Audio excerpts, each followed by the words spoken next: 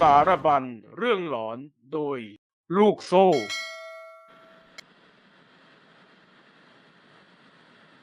ภูมิใจเสนอเขมรแดง ตอนที่หนึ่งจุดเริ่มต้นแห่งฝันร้าย บทประพันธ์ ลูกโซ่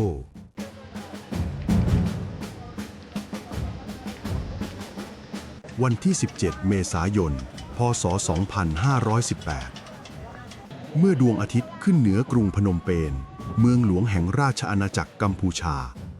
ผู้คนนับล้านต่างเฝ้ารอคอยวันแห่งสันติภาพ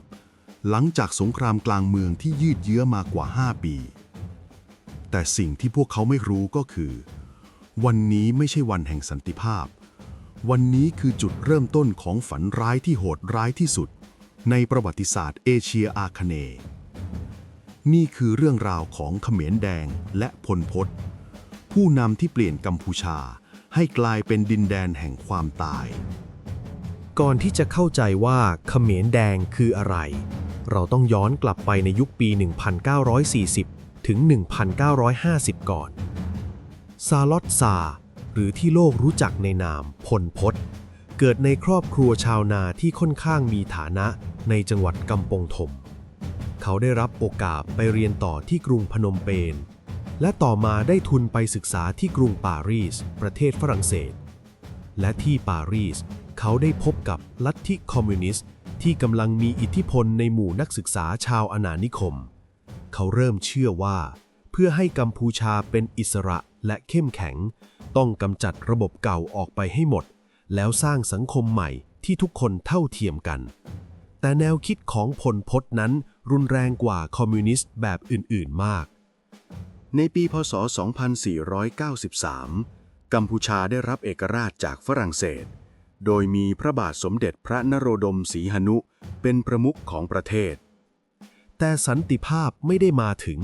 เพราะในขณะเดียวกันสงครามเวียดนามกำลังลุกลามเข้ามาในอินโดจีน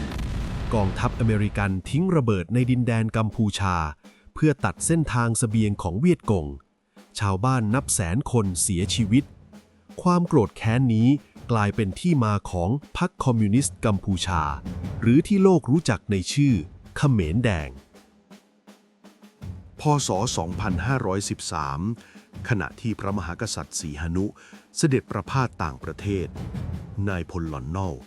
ได้ทำรัฐประหารยึดอำนาจและประกาศสนับสนุนอเมริกาการรัฐประหารครั้งนี้เป็นจุดเริ่มต้นของสงครามกลางเมืองที่โหดเหี้ยมพลพตและเขมรแดงได้รับการสนับสนุนจากเวียดนามเหนือและจีนพวกเขาตั้งฐานที่กองกำลังอยู่ในป่าทึบและภูเขาค่อยๆขยายอำนาจเข้าสู่ชนบทกลยุทธ์ของเขมรแดงสรรหาชาวนาที่ยากจนเข้าร่วม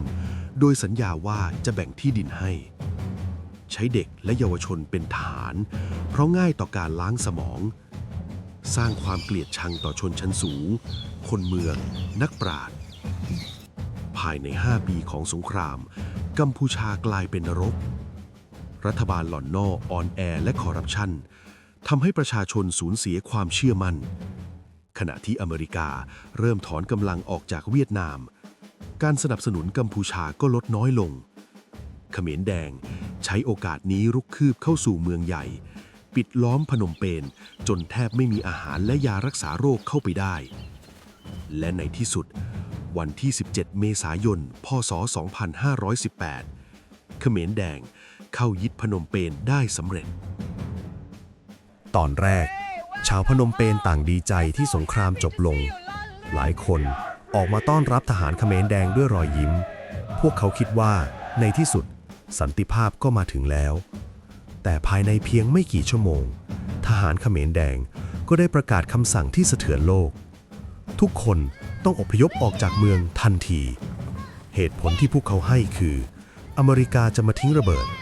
แต่นั่นเป็นเพียงข้อแก้ตัวความจริงก็คือนี่คือจุดเริ่มต้นของแผนการที่เลวร้ายที่สุดในประวัติศาสตร์มนุษยชาติภายใน 7 วันพนมเปญที่เคยมีประชากร 2 ล้านคนก็กลายเป็นเมืองร้างคนชราที่เดินไม่ไหวคนป่วยที่นอนโรงพยาบาลแม้แต่ผู้ป่วยหลังผ่าตัดที่ยังมีสายน้ำเกลือติดอยู่ก็ถูกบังคับให้เดินออกจากเมือง ใครไม่เดินก็ถูกยิงทิ้ง ไม่มีข้อยกเว้น นี่ไม่ใช่การอพยพ แต่นี่คือการเนรเทศประชากรทั้งประเทศ และนี่เป็นเพียงจุดเริ่มต้นเท่านั้น ใน 4 ปีข้างหน้า สิ่งที่จะเกิดขึ้นกับกัมพูชาจะทำให้โลกต้องตะลึง วันที่ 17 เมษายน พ.ศ. 2518 ไม่ใช่วันแห่งชัยชนะ